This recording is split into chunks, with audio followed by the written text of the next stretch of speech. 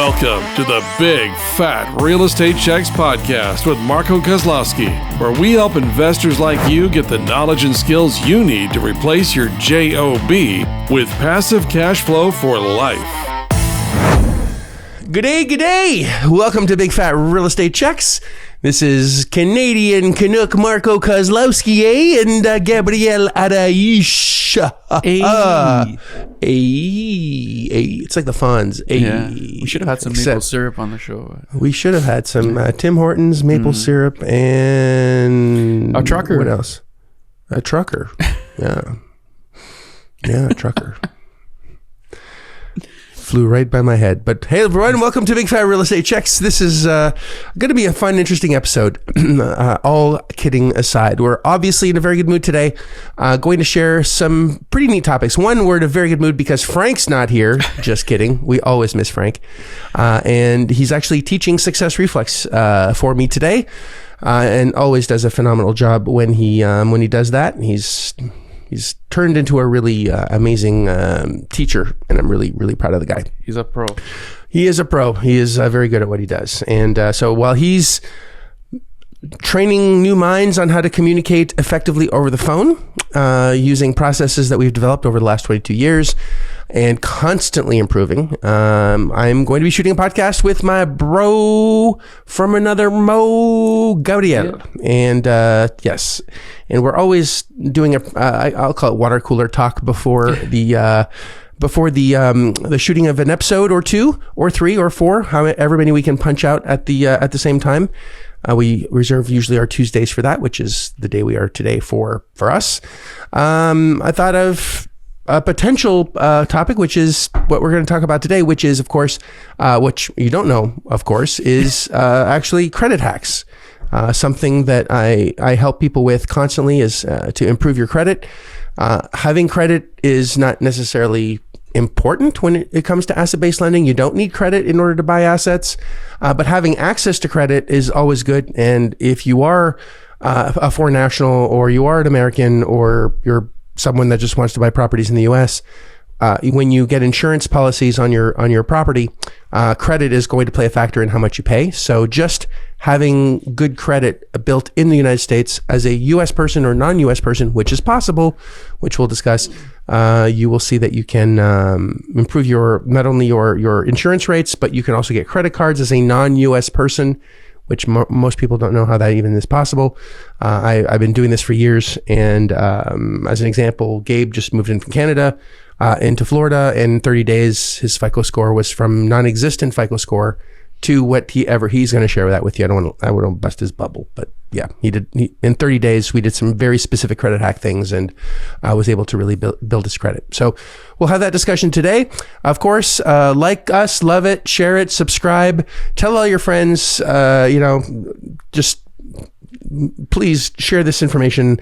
We always love helping as many humans as possible become financially independent and wealthy. And I'm always excited to grow my community, because the more of us that are doing something, the more money we get access to. And if you listen to the first 10 episodes of this podcast, episode 1 through 10, it explains credit-based lending versus asset-based lending, which is all we do. So let's talk about credit and the importance of credit, and why it's important to get good credit in order for you to just have access to more money. So, Gabe, I've been yapping.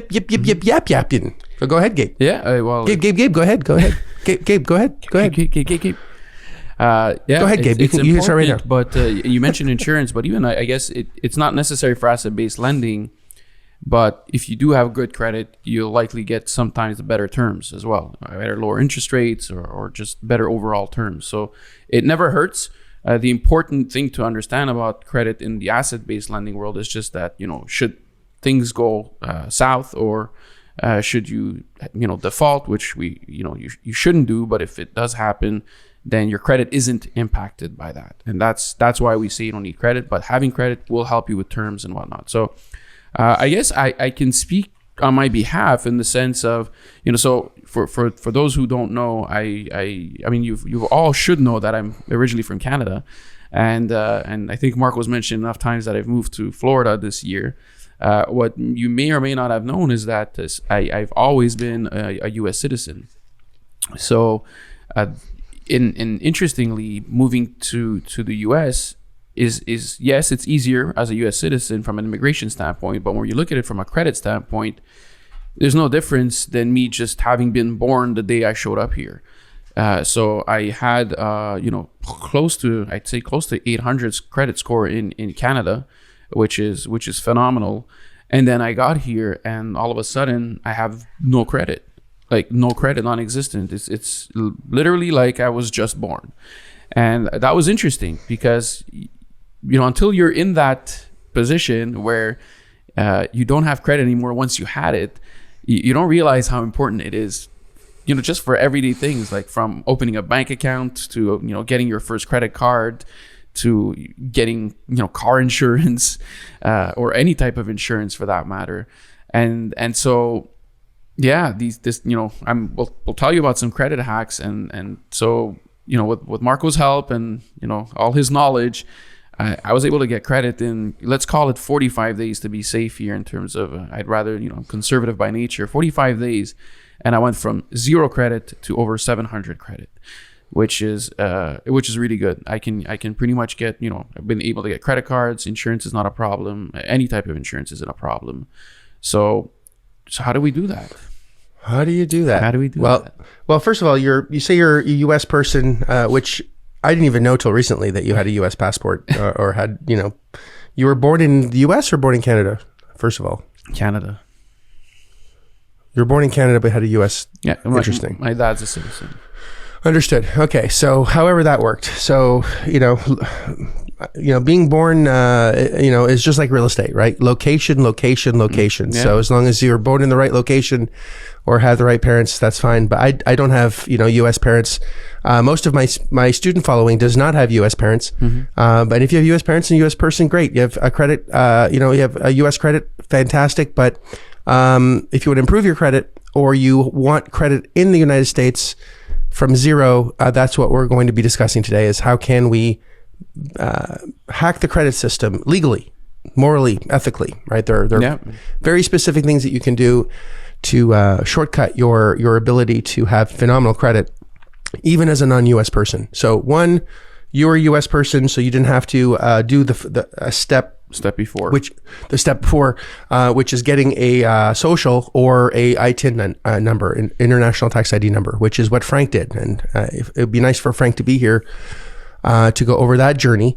But there's an ITIN is basically an international tax ID number, which is a number issued by the IRS that allows you to pay taxes in the United States. It's a social security number for non-U.S. people. Essentially, that's what it is. There you go. And the IRS is delighted to give you a number that you have to pay taxes on every year, right? So if you read what the IRS means, the IRS, THEIRS spells theirs. Mm-hmm. So it's they want it all, right? So yes, you can get an ITIN number. Now, there are 2 ways to do it. One is you can do it yourself. You can actually go on irs.gov and fill out the paperwork and off it goes. And in 8 months, 9 months, if they haven't lost the paperwork, you'll eventually get one. And I'm not kidding when it says 8-9. When I say 8-9 months, I have people that have tried on their own because they don't want to invest the few $100 that it cost our group to do it. We have a group in an accounting firm that we're tied to, and it's a couple $100. And in 45 to 90 days ish. They have a fast track to the IRS. They actually have a person at the IRS that handles it for them and for us. Since I have such a volume of foreign nationals, that we get it issued almost immediately. So I'm going to say, as Gabe says, 45 to 90 days. I don't want to say, that's going to be less than 30, which it can, because then people come to us and say, hey, it's been 31 days. Mofo, where's my ITIN number? Right. So we're at the mercy of other people's schedule here. So we do it a lot faster than the snail mail and IRS losing and having no idea where that form actually went. Mm-hmm. So once you have an ITIN number as a foreign person, then you're a taxpayer in the United States. It's not a social, but you have an ITIN number, which allows you to get credit. Now, there are a few ways to build your credit. First, we're going to talk, I'll say the long way first. Mm-hmm. How about that? We'll do the long way first. Yeah. So long way is you get 3 credit lines, and you can get 3 secured credit cards is the fastest way. And if you just Google secured credit cards, it's pretty simple. You pay a company like Capital One. I know US Bank has products. I know Bank of America has products. I know Regions has products. Compass Bank has products. If you go to like any website, like for example, Credit Karma, once you have your ITIN, they'll have suggestions right there for you, and you can. You'll have there's a lot of options for secured credit cards. Maybe explain what a secured credit card is. For those who don't know, so go ahead. Secured credit card is essentially, it's like a credit card except that you're like paying in advance. You're leaving a deposit there. So if you want $1,000 credit card limit, you'll have to leave $1,000 with them, and then when you spend it, you got to keep replenishing that $1,000 over and over and over. And that $1,000 kind of always stays as a deposit with them. And what Mark was suggesting is that you get 3 of these, and I think you're going to explain what the limits are here. There are 2 stages. So just to be clear, you don't want to rack up. The purpose of doing this is to build credit, and you want your credit balances to be as close to 0 as possible without being 0. Most people think having a 0 balance is actually a good thing on their credit. It's actually not a good thing, because you want to use your credit. If you don't use it, you lose it. And you don't want to be put in that position. So having a $10 balance on all your cards is actually going to serve you more than having a 0 balance on all your cards. If you have a secured credit line of, as Gabe suggested, $1,000, and you rack up to $999 of it, your credit is going to be terrible. So you need to really make sure that you have whatever secured credit cards that you have, you don't use at all. In fact, other than putting a small balance on. And it's a pretty good racket if you think about it. Secured credit card, the more I think about it, the more interesting it is. It's kind of an asset-based loan in a way, where you give them money, they give you a credit line for that exact amount of money, and any purchase that you make on the money that you gave them is 25%. So you're borrowing your own money at 25% interest with fees. With fees.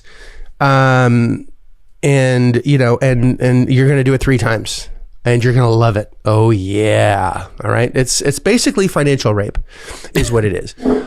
Which it is, right? It is. I'm going to give you money. I'm going to pay you 25% interest. And in exchange, you're going to report my good standing to the credit report, which is really what you're paying for, right? But the interest is only paid if you don't pay off the balance, right? So correct. You have a choice. So again, just to be clear, you're not paying 25% unless you're not paying your credit card, in which case it's all defying the purpose of building your credit anyway. So it's a really good technique, that's for sure, if you're using it the right way. Yes. So three lines, and you need 3. You can't do 2. You can't do 1. I can't tell you how many times a student comes and says, well, I got 2 lines done after 2, and you have to do, and this takes time, right? This is a long way. And I remember a student saying, okay, Marco, I did exactly what you did. I'm ready to do the next step. This is 2 years after doing the long way. And I'm like, okay, pull up your credit. It's like, well, I don't have any credit. I don't understand. Did you do exactly what I say? Yeah, I opened up my 2 lines. I'm like, how many lines did I tell you to open? 3. Did you do what I tell you to do? Oh, no, I wasn't listening. That's odd. It's a long 2 years wasted. It's a long 2 years wasted. Yeah, so I have to wait another 2 years, damn it. But yeah, this is why it's a long way. But it's going to take a while, all right? Now, it doesn't have to take 2 years. So just to rewind this tape a little bit so we don't make a long story longer than it needs to be. There are 2 tiers, $500 or $5,000, all right? If you have 3 open lines of $500, then it's going to take a while to establish your credit. A $500 line has less weight than a $5,000 line, but those are the only tiers. So if you do a secured credit card 3 times at $500, that's $1,500. Okay, it's going to take you a lot longer to build your credit than if you had $5,000, $5,000, and $5,000. That's $15,000, by the way, if you forgot how to count fives, right? That's $15,000 that's stuck, but your $5,000 limit. Now, don't do 4, don't do 3, don't do 2, don't do 1, don't do 4,500, because it's the same weight as $500 on your credit in the credit system. 5,000 exactly and above. If you do 10, it doesn't matter. It's 5. All right, it's 500 or 5,000. And I'm saying this super, like in crayon for a reason, because I don't want emails saying, hey, what if I do $3,800, $200, $305? No, it's $500 or more, all right? Or $5,000 or more. Those are the only two tiers that you can do, that this will work with to establish credit very quickly. $500 is the slowest, $5,000 is the fastest. And if you have 3 credit lines of $5,000 that are open for a period of time, you have built some very good credit. And that would take, 5,000 times 3 will take you probably about 6 months, whereas 3 $500 lines will take you maybe 2 years. So, Gabe, go ahead. And you just if you do what I said and go to Credit Karma or any other of these credit issuers that will provide you with suggestions, you'll see that there's also secured credit cards as low as $100. So make sure that it's $500 minimum. So there's only 2 choices here. It's $500 or $5,000. There's the banks will offer you multiple choices. You only have 2 choices if you want this to work. It's $500 or $5,000. And if they say, I'll give you one for $300, you want 500. Yeah, you want. Now, if you have a secured card for $500 and they give you a $300 line without a security, then that's fine. But you want at least 3 lines open with at least $500 of credit to really build it quickly. That's really the first key. Now, if you have an ITIN, you can do the same thing, whether it's a social or an ITIN. All right. So you can establish those lines with your ITIN or your social if you're trying to reestablish or build your credit. Okay. So that's that, or 5,000. So that's the long way. Gabe, I'll let you go into the Speedy Gonzalez way that took you, I know we're disclosing 45 days, but it was a little bit less, yes. It was a lot less, but it's fine. And I know you're upset that 2 weeks later it still hadn't shown up. And I'm like, bro, slow down, man. I want credit now. Yeah. No, I need my credit. I want a purple pony. Yeah, okay. Having credit is like a fix. That's a... So the quick way is it's actually quite simple, but it may sound complex depending on how you look at it. You're going to, it's the same thing. You're going to need three different lines, all right? That's going to be open. But the difference is, rather than going through the secured credit card way, is you'll need to have someone who has credit history in the U.S., who's had preferably a long credit history, and who has good credit. Sorry. Yeah, that's who has good credit. Yes, because if you don't, if this person has bad credit, no, I'm like, make sure they have good credit. So they have to have a long, preferably a long history and good credit and really strong credit. So, and what you'll do with this individual is just basically ask them if they can add you as what's the term, Mark? Because it's not a co-applicant here. It's an additional card. Additional card user, yeah. Yeah, so as an additional card user. And what that does is it's basically, once you're issued 3 of these different cards, so you can do this with the same person if they have multiple cards. You can do this with 2 separate people and do 2 cards each, for example. So you'll have a minimum of 3. But the idea is that they're going to have to add you as an additional card user. Now you're going to say, well, Gabe, if I do that, then I can mess up their credit and whatnot. Well, this is the beauty of this, is that's not the case. So if, let's say Marco decided to add me as an additional user, which he would never do. But let's say I would, but I have additionally, I did this with my kids too. They have spectacular credit because I added them, and I have 4 kids. So, and I have a lot of credit lines, and I rent out, so I can't do it for anyone else other than. I'm kidding. I meant family, it from the perspective of that. I know. I'm not good enough. No, you're great. I would do it all day long if I could, but I've exhausted my spots. But keep going. But let's use that example. So let's say Marco has an additional user. He'll call his credit card provider, ask to add an additional user. He'll say it's me, provide them with my social security number or ITIN if it's an ITIN that you have. And the beauty of this is the card gets sent to him, not to me. So if it goes to Marco, all he's got to do is cut it up as soon as he gets it, and that's it. I never use the credit card, never will be. It's just that credit card's history will show up on my credit history. And so doing that minimum of 3 times is basically is going to result in you inheriting the user's credit, or in this case, in this example, it's as if I would inherit Marco's credit. So Marco has a 750 for score. That line. That would be my 76 score for that line. Yeah. Correct, for that line. So if I had an American Express card for 10 years and I've had a phenomenal track history with American Express and with Citibank and with Bank of America, and I added him to 3 different lines, he would have a 10-year history with a ITIN number that he got yesterday, or a social security number that he would have gotten yesterday. So you can warp speed your credit by piggybacking on someone else's credit line use, and the risk to them is 0 because they're just adding you as an additional user. And when they get the card or credit line, they cut it up, or they put it in a drawer, or they don't use it, and it's forbidden for you to use it. It's just there to, again, build your credit. Now, once they remove you, then that line is gone. So you have to remember that. So you have to build your credit and then not have them remove it until you've established a significant credit, series of good credit habits. Because once they do remove you, then your credit will immediately disappear. So it's a two-way street. You have to be careful. So you keep building your credit after that. So I guess that's the next step, is you keep building, you get more credit lines and credit cards, and you keep paying those off the right way, because that's your actual credit building on your own. And then if you want, or when they're ready, the other party that is, they'll remove you and you'll remain with your own credit, which you've built, and it's going to be your score. And depending on your credit habits, I'm pretty certain that once I'm done, my credit score without the users will probably be stronger than with the users. So over time, that's probably what's going to end up happening. So yeah, that's the fast way, and it's really quick. It's not quick when you don't have credit. It feels like forever because you don't have credit, and everything that you try and do, outside of, let's say, real estate, like I said, insurance, even just getting a cell phone plan, they're gonna ask you for credit.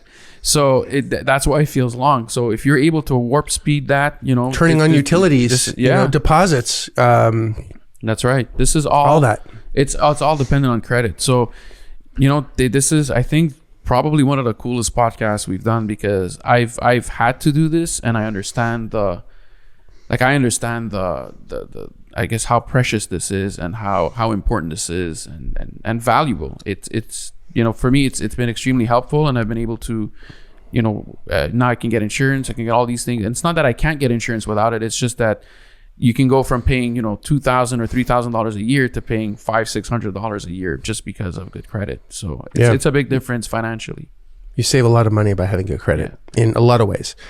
Even if you don't need to use it to buy assets, and some, as Gabe mentioned and underlined earlier, some asset-based lenders still want good credit to get the preferential rates. So instead of paying a 6, 7, 8% rate on a loan, on an asset-based loan, you could be paying 4 or 5%, because they know you have good credit. So they're not going to, you're much less of a risk.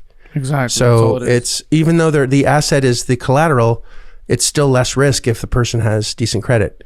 And as a Canadian person that had no credit for a very long time, I had to really figure out, how do I establish U.S. credit as a non-U.S. person? And establishing, secured credit cards is viable.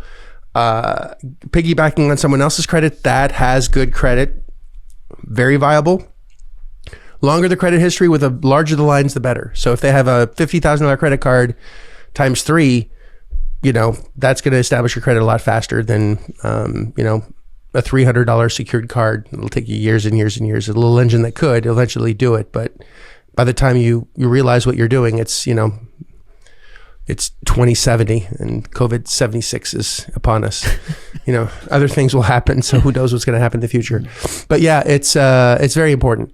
And if you have bad credit, you've destroyed your credit for whatever reason. I get it. I had terrible credit for a while.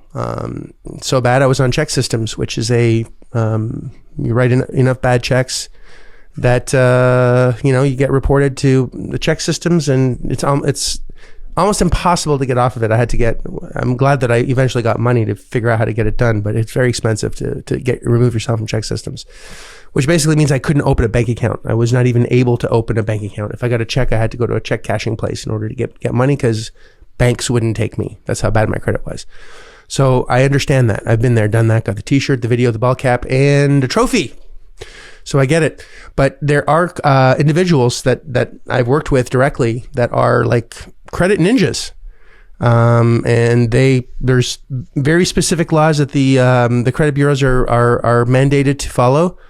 And there's a very specific process that some know very well and send the right series of certified mails to the right department that they know is not going to get back to them quick enough. And if you do that and can prove it, they can actually, you can have bankruptcies, foreclosures, late payments, repossessed cars. Like you can have a credit score that's basically your shoe size, completely wiped out in less than a 60-day period forever. I'm talking forever. And these guys aren't cheap. I've seen up to $20,000 for this to happen. But if you have had really good credit, you would pay $20,000 all day long to have an 800 FICO score again, which can happen in a very short period of time. And we definitely have the channels to make that happen as well. So that's a little bit more, I'll say, on the expensive side, but it's really not, because if I had no credit, I'd pay $20,000 all day long, because with a 750, 800 FICO score, I can go get $100,000, $200,000 line of credit tomorrow. Easily. No problem. In credit cards and line of credits and business credit and this credit, that credit, like credit's very easy to get when you have good credit. So, that $20,000 be the cheapest money I'd ever actually invest, because it'll, I'll be able to make a lot of money on that credit. So that's the point, is having the understanding and the knowledge of what to do with the credit. That's really going to make you extremely wealthy. But yeah, so you experienced it, right, Gabe? You're all in, you from great credit to no credit, and like, shit, I have no credit.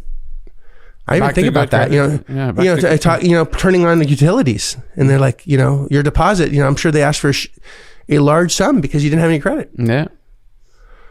Right. Yeah, that's exactly what it is. And it's no credit, actually. It's, are you, I don't even have an address right at that point. So when right. I'm trying to turn on utilities on a place that I haven't even stepped into yet. So it's been interesting, but we say it all the time, you got to get comfortable with being uncomfortable. Yep. and I'm living proof of it, and I'm enjoying every minute of it. Not easy, but it's fun. Well, if it was easy, everyone would do it, right? I guess. It's not supposed to be easy. If it was easy, it wouldn't be valuable. Yeah. It's usually how it works. So there we go. There's the loosey-goosey credit. I know Frank, for example, got a driver's license. Yeah. That's another pack that we can talk about another day, but not right now. He's Canadian, has a U.S. driver's license legally. Of course, this is not done on the dark web. Has U.S. credit cards, like tens of thousands of dollars in U.S. credit. The credit lines too. Credit lines, yeah, and all done exactly using credit hacks. That these are just a handful. I have tons and tons of them. Mm-hmm. And some I can't do on a podcast because they're questionable, but they work, and nothing illegal, just nothing I want to share on a podcast. So with that, guys, I hope that was very useful. I know, Gabe, this saved your ass, and I know it saved others as well. And having access to money is extremely important. It's not how much money you have, it's how much access money that you have that really makes a difference in your financial future. And if you are liking this episode, liking this content, loving this content, I hope you love it. If you don't like it, you love it. Love this stuff. Please share it, subscribe, and look forward to also hearing from you. Give us credit for it. Give us some credit for it. Yeah, exactly. Thank you for that. That was good. And so appreciate you. Have a great day, and just crush it. It's your every decision that you make today will really impact your tomorrow. So make sure you make great decisions, financial decisions, and just know that tomorrow's going to be amazing because of the good decisions you're going to make today. Appreciate you guys. Thank you, Gabe. Appreciate you. Have a great day. Bye-bye for now. Toodles. If you like this episode of Big Fat Real Estate Checks, then show some love by leaving a comment and a good rating. Also, as a thank you for tuning in today, we've got a special free gift. The journey to passive cash flow for a life starts by finding deals, and it's easier than you think. Simply go to getdealsbytuesday.com, enter your email address, and we'll send you a free quick start course called Deals by Tuesday, even if it's 11 p.m. Monday night. This course will show you how to find discounted real estate deals by Tuesday. It's that fast and simple. Go to getdealsbytuesday.com and start your journey toward life-changing cash flow today. Thanks for tuning in, and we'll see you on the next episode.